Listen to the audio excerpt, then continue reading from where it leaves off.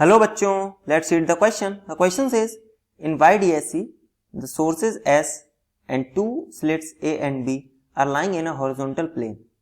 The slit A is above slit B. The fringe are obtained on a vertical screen K. The optical path from S to B is increased by putting a transparent material of higher refractive index. The path from S to A remains unchanged. As a result of the fringe pattern moves somewhat. हमें पूछा गया है कि fringe pattern हमारा ऊपर जाएगा या नीचे जाएगा. हमें बेसिकली 4 ऑप्शन दे रखे हैं, हमें करेक्ट ऑप्शन बताना है. सबसे पहले क्वेश्चन समझते हैं. हमारे पास एक सोर्स है S, दो स्लिट है हमारे पास A एंड B, और इसमें बोला गया है कि जो हमारी A स्लिट है वो एबव है स्लिट B के. अब जब हमारे पास सोर्स S से लाइट डाली गई है तो कुछ फ्रिंज पैटर्न ऑब्जर्व हो रहे हैं स्क्रीन के पर. अब बोला गया है कि हमें स्लिट B के सामने कुछ एक ट्रांसपेरेंट मटेरियल रख दिया गया हाइयर रिफ्रैक्टिव इंडेक्स का. अब हमें बताना है कि जो हमारा फ्रिंज पैटर्न बनेगा उसके साथ क्या होगा. तो सबसे पहले हम की कंसेप्ट समझते हैं क्वेश्चन का.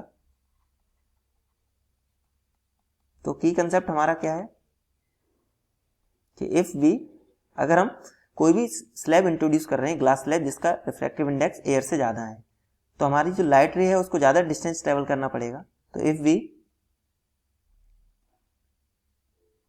we induce any glass slab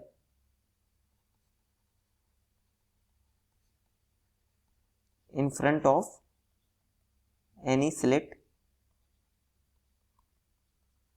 then the actual distance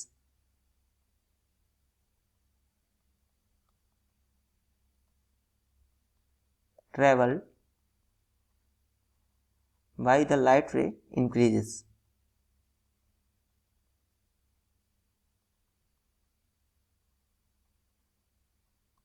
अब देखते हैं, इसी को हम थोड़ा एलेबोरेट करते हैं. मान लीजिए हमारे पास ये सोर्स है S और ये हमारे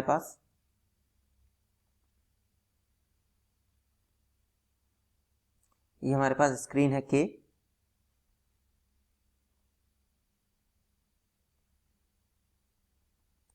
अब ये हमारे पास है A slit and this is B. अब B के सामने हमें बोला गया है कि हमारे पास एक स्लैब रख दी गई है.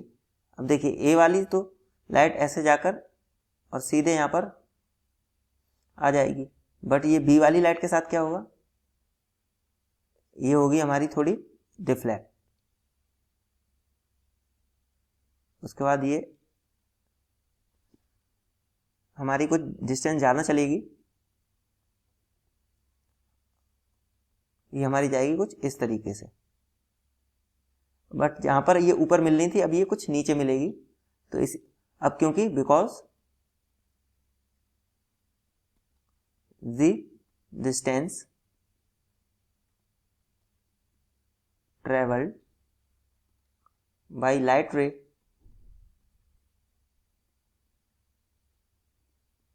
in B slit is more than A slit. तो यहां से हमें क्या मिल रहा है, दिस इंप्लाइज दैट कि हमारी जो ये लाइट रे है ये यहाँ पर स्क्रीन पर कुछ लेट पहुंचेगी, तो लेट पहुंचेगी इसकी वजह से जो फ्रिंज पैटर्न होगा वो नीचे आ जाएगा. Fringe pattern